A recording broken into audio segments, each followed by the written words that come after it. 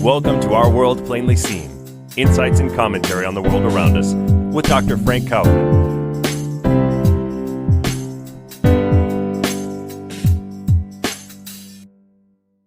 We're very fortunate to have on our program this morning Dr. Alon Ben Meir. Dr. Ben Meir is a former professor at New York University's Center for Global Affairs and senior fellow at the World Policy Institute. Dr. Ben Meir is an expert on Middle East and West Balkan affairs, international negotiations, and conflict resolution. In the past 2 decades, Professor Ben Meir has been directly involved in various back-channel negotiations involving Israel and its neighboring countries and Turkey. Dr. Ben Meir is featured on a variety of television networks and also regularly briefs at the U.S. State Department for International Visitors programs. He writes a weekly article that is syndicated globally. Dr. Ben Meir has authored 7 books related to the Middle East and is currently working on 2 new books about Syria and Turkey. Dr. Ben Meir holds a master's degree in philosophy and a doctorate in international relations from Oxford University. He can be found on Facebook and on Twitter, and those links for his identity on these platforms can be found in the notes together with this interview. Dr. Ben Meir, we're really excited to have you. Thank you for being with us today. Professor, thank you very much for coming on. We're very fortunate to have you with us this morning. Thank you so much, Frank, for having me. It is truly my pleasure. Thank you. I know you have a big event coming up. You're taking off for a week or more for some serious work on a project. I hope we may be able to learn a little bit about that. I have been studying some of your recent writing and proposals. It seems to me that you've forged the notion of an Israeli-Palestinian confederation as somewhat of a modification or augmentation of your lifelong advocacy for a harmonious 2-state solution in the Holy Land. Right. What I've been studying of yours lately, is that related to the work you have coming up? Oh, yes, absolutely. That's exactly what I've been involved in and writing about. And the project itself will be probably done in about 3 weeks. That is the entire proposal. We have a first draft, but I'm just going to go over the second and third draft now. So it will be completely done, yes. Wonderful. From your bio, it seems like you are frequently brought in as a subject matter expert among actual policy-making events. It isn't just academic publication you're involved in. Is that true?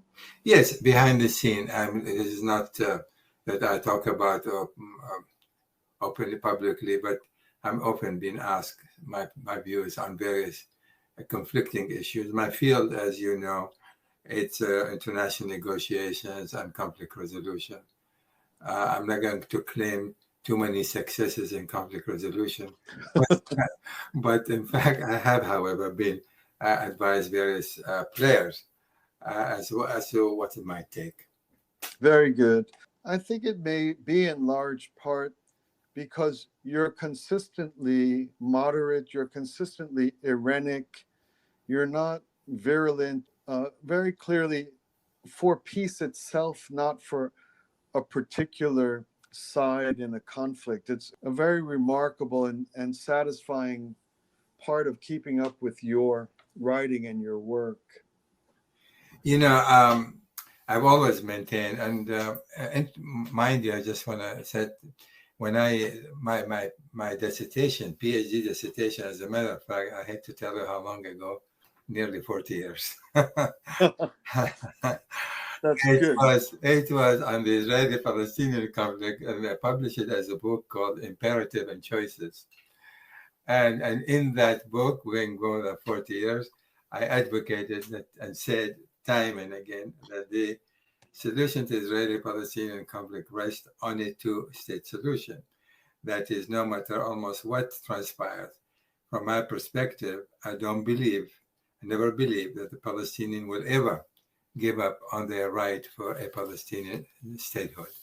That is my absolute belief. What has changed is not the fact that they should have a Palestinian state in order to solve the Israeli-Palestinian conflict. But the question is, given what has changed on the ground for the last 30 years or so, can that be possible? Can you, in fact, have totally and completely two separate states with some kind of formal collaboration, cooperation between the two sides? Yes. And I depict, 5 different elements that demonstrate that it is impossible, in my view, to have a two-state solution unless they are connected in one form or another under the framework of confederation.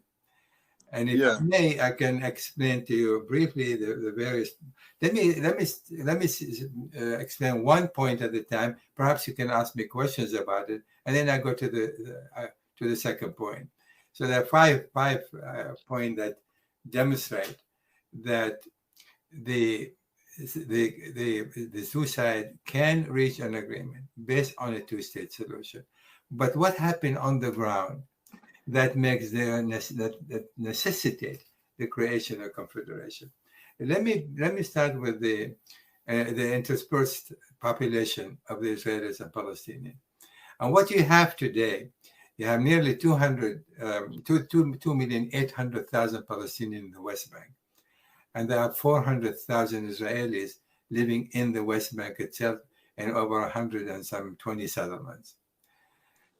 Then you have Jerusalem, where that is in East Jerusalem, where you have in Jerusalem itself, you have 330,000 Palestinians and some 215,000 Israelis. So what you have here, the intermingling of the population, this is something that, in my view, cannot and will not be reversed under any circumstances, which means Israel may evacuate a few settlements here and there, but the bulk of the Israelis, specifically the 3 blocks along the Israeli border, and many of the settlements, including, say, Ariel and others, cannot and will not be evacuated, which means that interdispersed population in the West Bank, it is not something that can be reversed. The same thing, in fact, even with a greater intensity, is the situation in Jerusalem. As a matter of fact, from my perspective, Jerusalem has been always represented a microcosm of Israeli-Palestinian coexistence. And to this day, of course, the Palestinians in Jerusalem can move all over Jerusalem itself, east and west, and certainly even all over Israel. But they are Palestinians, not Israeli Palestinians. They don't have the right to vote or be elected in Israel itself. So this is a fact. Then you have in Israel itself, you have nearly 1,800,000 Israelis. They are Israeli citizens. And they're certainly not going anywhere either. And then you have the Gaza. Although there's no intermingling of population in Gaza, but you have 2 million Palestinians in Gaza who depend on Israel for so many different things today, even under the current circumstances. And under conditions of peace, the Palestinians will still have to have very close relationship between Israel and Gaza. And specifically, if the Palestinians in the West Bank and Gaza eventually can get together, and they're going to have also pass through Israel, without which would be basically impossible. What I'm saying then, the interdispersed population between the two sides is a fact that cannot be reversed. And I have challenged many people to tell me, how can you in fact separate the population? It cannot be separated. That one major factor led me to believe that as a result of this, any future border may be hard border today, but under conditions of peace, that border cannot be hard anymore. It will be basically a political border once they agree on the contour of the Palestinian state. where are the lines going to be drawn. So initially, there's going to be a continuing hard border. Later on, they're going to become basically a political border. That is, once everything else, is in place. That's one point. So if you want to ask me about it, I'll elaborate before I move to the next one. Okay. I have to say, before moving into the specific first element of interdisbursement of populations, that as I studied this work and this proposal for two states built on the concept of confederation, I have to say that I myself personally have been moved far along the chart, or the needle moved far toward a greater appreciation of two state reading this, because a lot of the difficulties you address in this proposal for confederation were things that struck me as untenable in classical two-state solutions. So I'm quite inspired by this, and I'm kind of a doubter. So you have a little bit of a convert here. Thank you. Yeah. I was much of a doubter. It says a lot, Frank. It says a lot to me, really. Yeah. And so I love the honesty, just in this first point, the honesty by saying we'll never be able to extricate or remove or separate the populations that are already interdispersed in. That's a great starting point in my reckoning, or in my personal appreciation of the vision of what you're presenting here. So maybe a question I can ask is, just for the sake of readers' information or greater sense of nuance, can you tell us a little bit about how Israeli Arab citizens are viewed by Arab friends of the Palestinians and groups in Palestine itself? How are they viewed? Let me just give an example. I know that a certain type of Jew that considers it a religious obligation to do aliyah occasionally will find the American Jews, they'll be critical of them. Why aren't you coming to support the vision, the dispensation of God, something like that? So I'm wondering if the Israeli Arab citizens, how are they viewed by some of the traditionally more hardline or more separatist communities in the Arab world and in the Palestinian areas? Well, I think it's a very important question that you're asking. That is, the Israeli Palestinian, Israeli Arabs, obviously, they're full-fledged citizens. Yes. But there is no question that there is considerable discrimination against them. I mean, this is not a secret. It's almost basically it's on the open.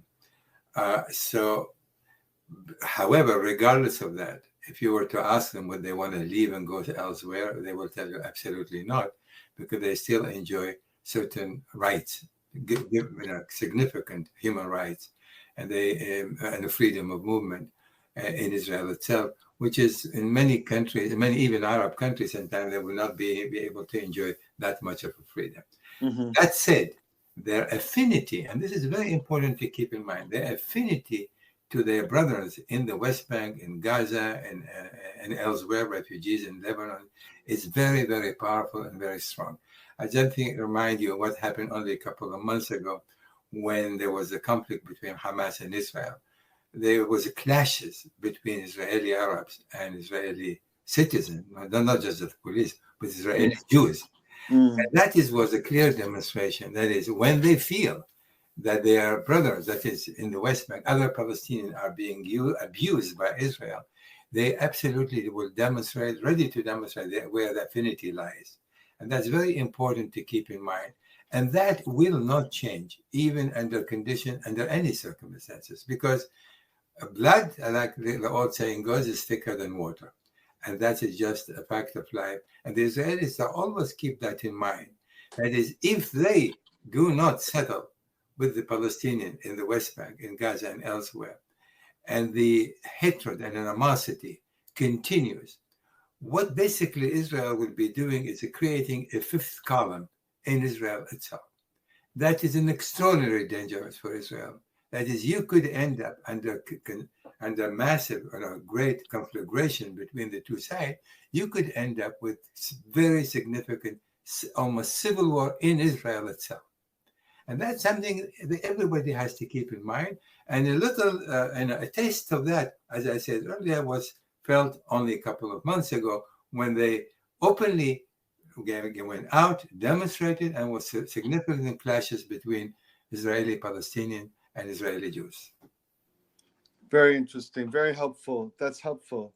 Historically speaking, given that the Israeli Arab citizens benefit from some of the elegance and democratic commitments that in Israel might be superior to other places they might live, have Israeli Arab citizens been particularly helpful in negotiations? Are they used as a mediating force? Do they rise up to help each side understand the other a little better in either private conversations or peace meetings? And nothing formally. Obviously, they'll be talking behind the scenes, but I don't think in an official capacity.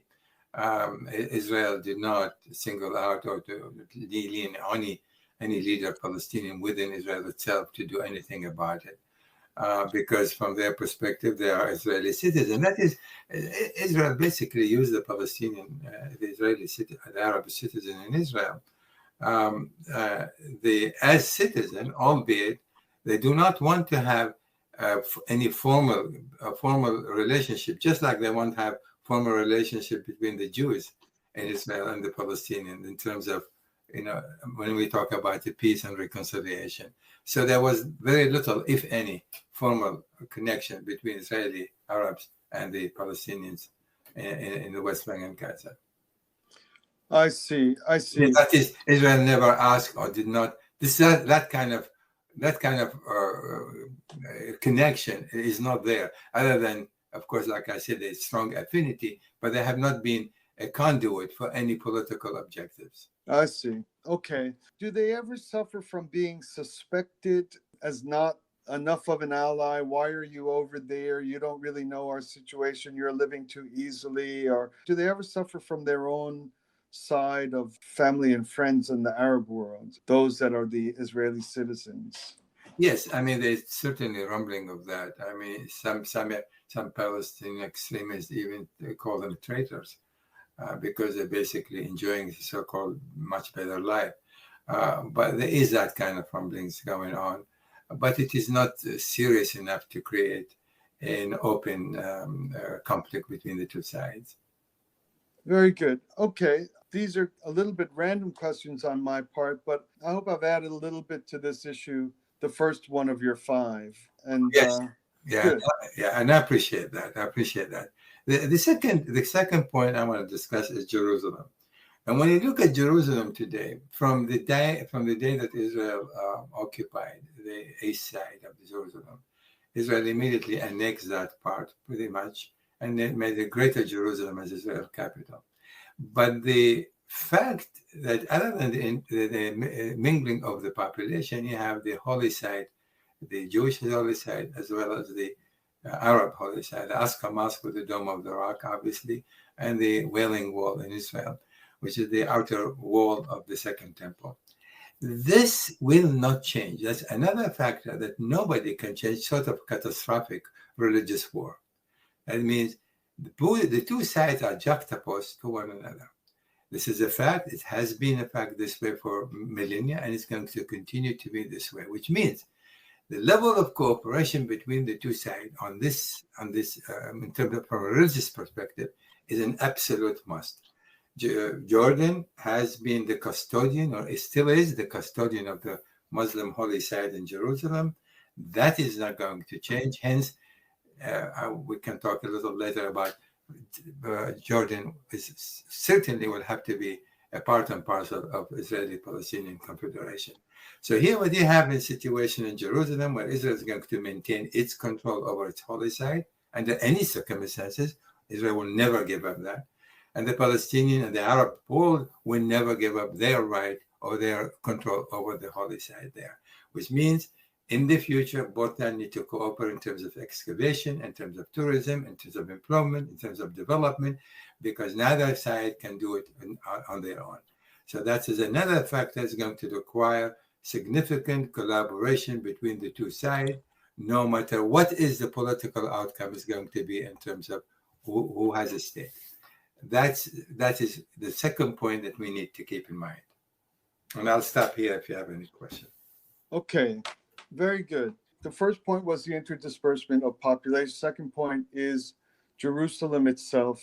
And it seems here too, I'm starting to see a trend. Why I have been endeared to or drawn to this proposal is it's starting in an honest place. That bodes well and is promising. As I was reading on your section on this issue of Jerusalem, you talked about, and I hope you recall this, I'm sure you must, you talked about East and West Jerusalem being independent municipalities with their own laws and administrations. Do you recall that part of your? Absolutely.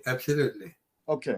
And then you described a joint Israeli-Palestinian commission covering the entirety of Jerusalem must also be established. Yes. Okay. What I felt or wondered as I read about this is that this would be a particularly difficult thing to put in place. The laws and administrations will reflect, especially, well, I don't even want to say especially on the Muslim side, but they will reflect the religion and culture and concept of law by which people are expected to live in daily civic and civilian life. The laws will be quite different, and the highest appeal would naturally be ultimately the spiritual, religious, kind of the cultural roots of why these are laws over our people in their daily lives.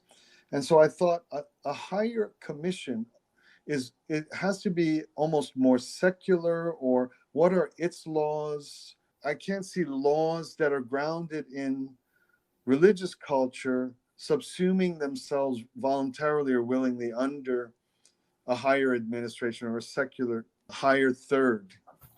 Well, the characterization of being a higher is not exactly what I have in mind.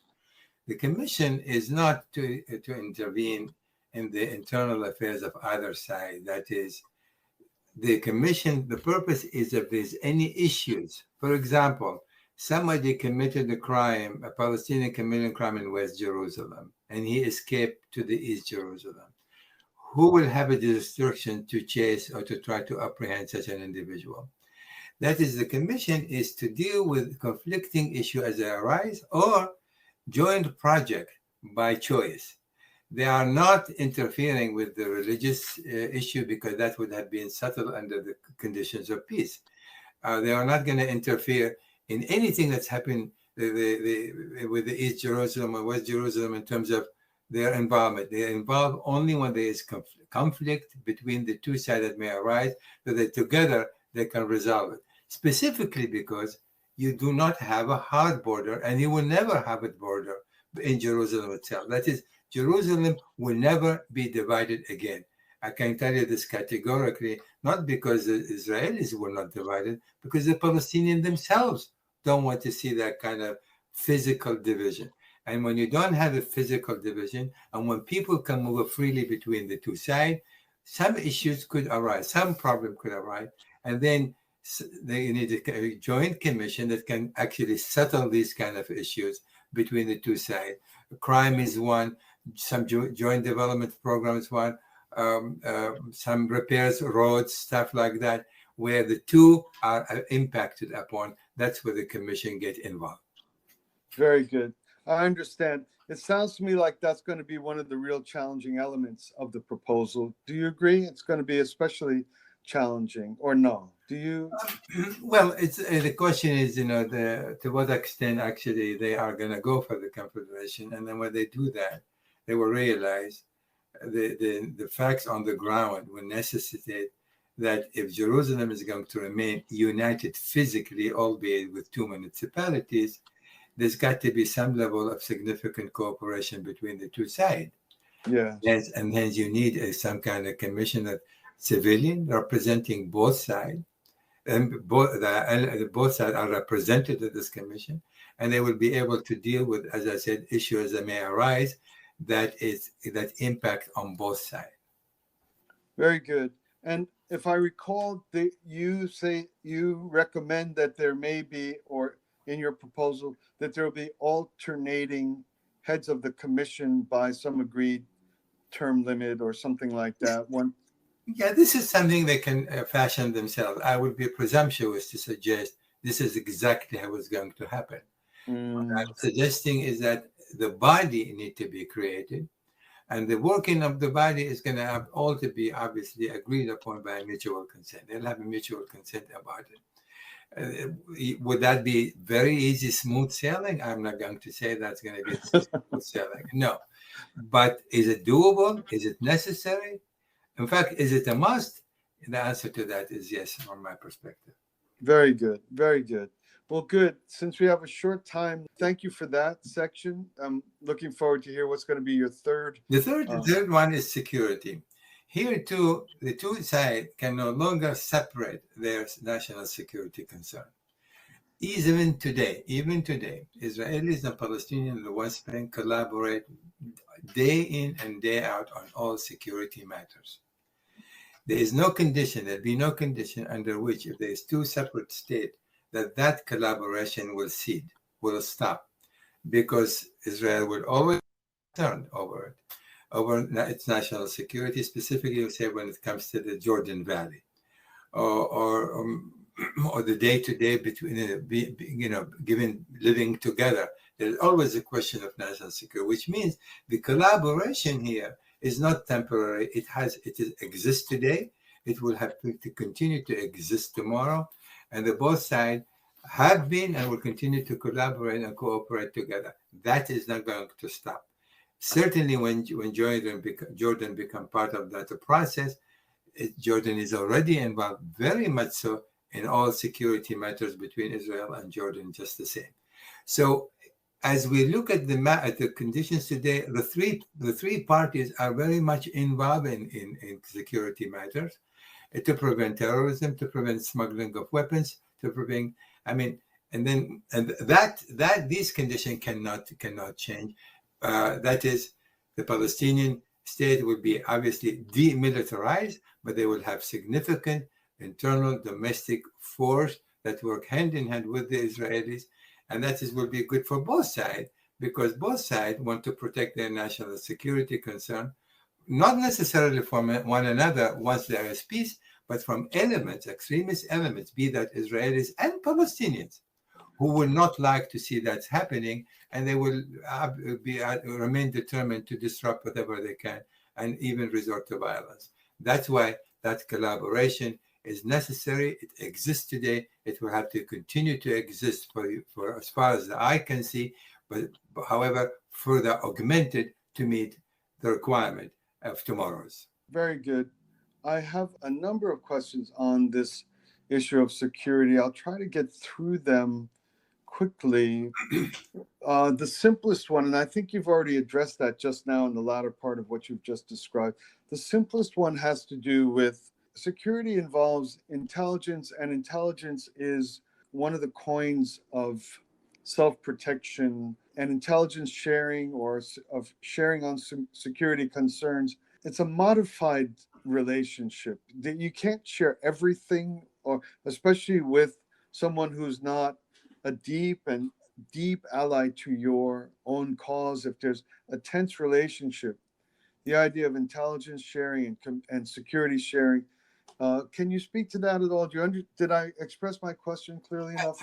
Absolutely. And I think today, I can tell you I know firsthand, there's considerable amount of intelligence sharing between the two sides. And because it serves their purpose. The Palestinian Authority does not want, of course, violent action are taking place, limited some terrorist activities are taking place. But without the sharing of intelligence between the two sides, and without the full collaboration on security matter, the situation would have been totally different. But answering your question, can Israel share every single thing? Not necessarily, but Israel will share enough to prevent any terrorist attack. The Palestinians, to serve their own interests, will share enough, all the intelligence they can, in order to maintain the tranquility and to maintain an undisturbed status quo.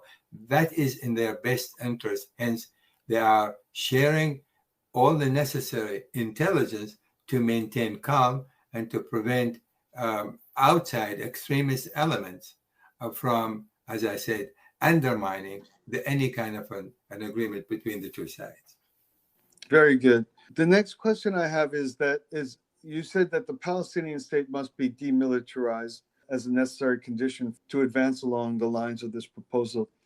But what about elements of this state or any state that is it's not government, it's not militarized, it's not the formal military of the government, but there are, even the US has this problem, there are military or paramilitary or quasi-government or sanctioned, there's groups that involve themselves in trade of military gear, they function militarily, they do military type things, even if a state would be described as demilitarized. What about those elements that are very strong within the state that have military designs or purposes or may not be consonant with these efforts for peace and confederation? Well, as you look at the situation today, the Palestinians have significant security apparatus, and for again to maintain calm in the West Bank itself, as well as to ensure that there will be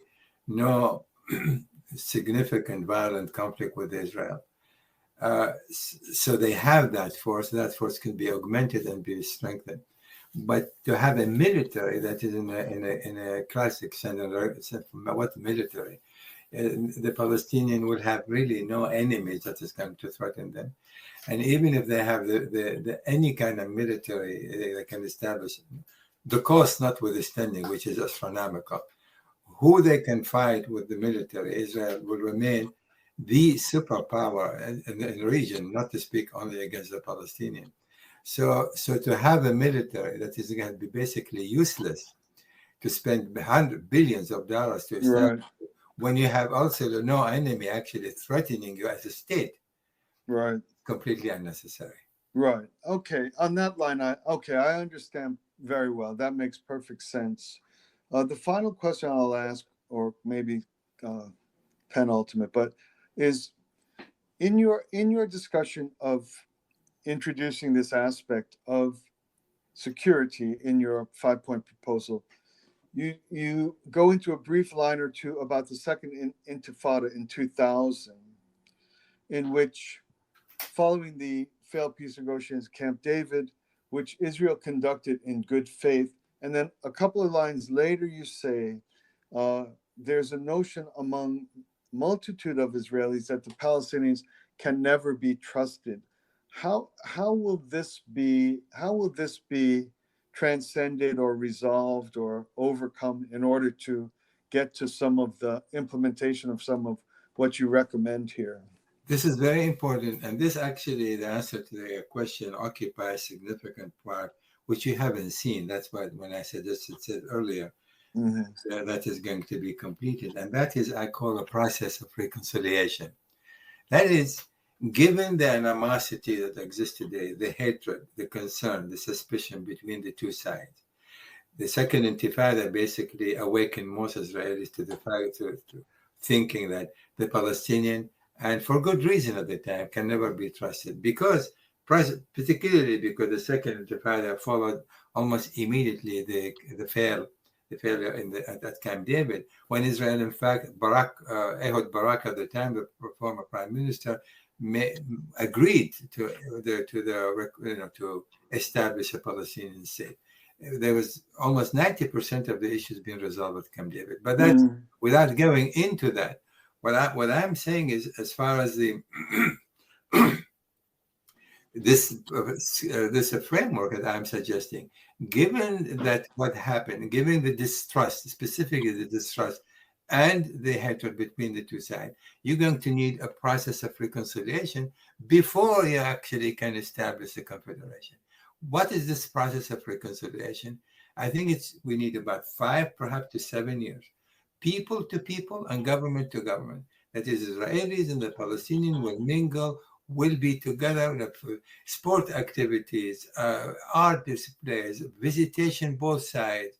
That is, the people need to know how each other is living. This is the process of reconciliation, and working on many, many civilian, small, large projects together. Government to government, there's so much that the two sides can do in terms of the schooling, changing the public narrative. It's very important. Ending and the acrimonious narrative. That is, this process basically prepared the both sides, the Israelis and the Palestinian, that eventually they realize they coexist today. They have no choice but to coexist tomorrow. Then the question becomes for both sides: how do we want to coexist? Do we want to continue to kill each other for another 73 years, or do we have to accept the fact that we coexist? And peaceful coexistence is the only practical solution that's going to allow both people to grow and prosper together. Yes. And so the process of reconciliation precedes the establishment of the confederation.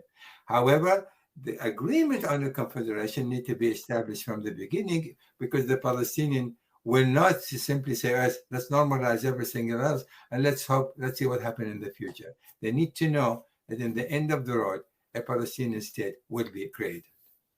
I see. Okay, very good. So,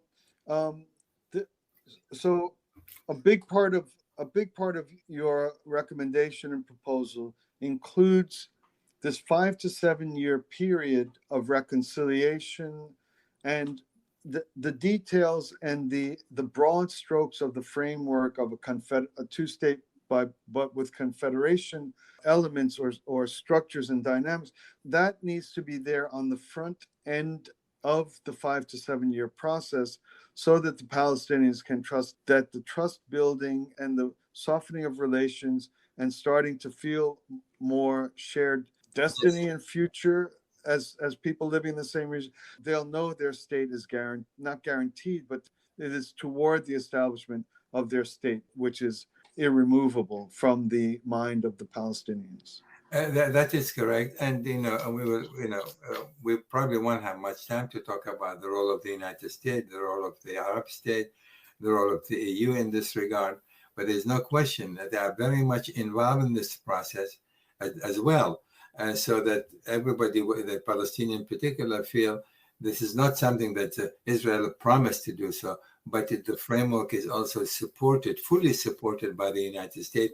And there's a section, a fairly large section, that actually addresses the role of the United States in order to ensure that this process of reconciliation continues. But mind you, which is both sides agree, under any circumstances, improved relation between the two sides is desirable almost under any conditions. Correct. That's what they want. So there's nothing in the process of reconciliation that's going to take anything away from either side. In fact, it's going to only augment and ensure that both sides begin to see each other not as enemy, but the future friend, future neighbors. They're going to collaborate and cooperate and transact and trade and visit together. That is going to have to be the end result. Yes. And if when I ask people today that is there any problem in going through such a process, regardless, basically, even after our ultimate outcome, they say absolutely not. As a matter of fact, even the current Israeli government under Bennett, who's an extremist to the right, one of the things they want to do is they call, let's shrink the occupation. What does it mean, shrink the occupation? Give the Palestinian more opportunities involved. Give them more little leeway. Obviously, Bennett and this guy, he's openly against the creation of Palestinian state, but he also understands the current status quo is not sustainable. A process of reconciliation ought to take place in order to keep the lid on potential explosion. That's the idea. So, process of reconciliation is a very much integral part of this plan, and you will have very little resistance to start such a process because everybody would like to see more calm and less conflict and less violence. Yes. Well, as we're speaking, Professor, what crossed my mind is that there's two, but actually three elements of your proposal. We've run out of time. The last thing I want to do is race through anything you've said because it's all very carefully thought out and well expressed. And so I thought maybe we can shoot for a part one, part two. We've covered the first three elements, although in an abridged way of your proposal. There's two more to go. And in addition to that, there is the distinct and unique commendations within your 5 to 7 year reconciliation preface to the whole concept of the confederated two states.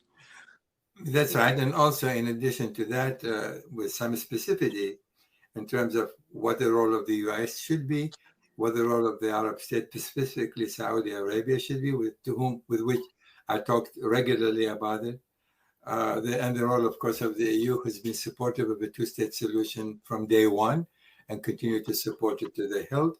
And so we can also talk about that in segment 2 if you wish. Beautiful. That would be fantastic, especially for the European and American audiences among us. So if you don't mind, if we can count on a part 2, then we won't feel rushed. I think we've learned a lot so far, and this has been fantastic. It's been an eye-opener for me, and I really enjoy your clarity and ease to grasp complicated matters with us. Thank you. Thank you very much, Frank. I appreciate it. Good. So I will work with your staff to see if we can put together at least the second part of this, because there's much else that is of extreme value in what you've put together. And maybe with that, we can just thank heaven above that our time and our tech went well and that we've learned a lot until this juncture so far. Thank you. Thank you. It's entirely up to you. Wonderful. Wonderful. We'll work it out, but this has been great. I'm really thankful for your time, Professor. No, it's my pleasure. Thank you for taking the time to do that with me. I really appreciate it. Thank you. Bye for now. All the best. Thank you again. Bye-bye. Bye.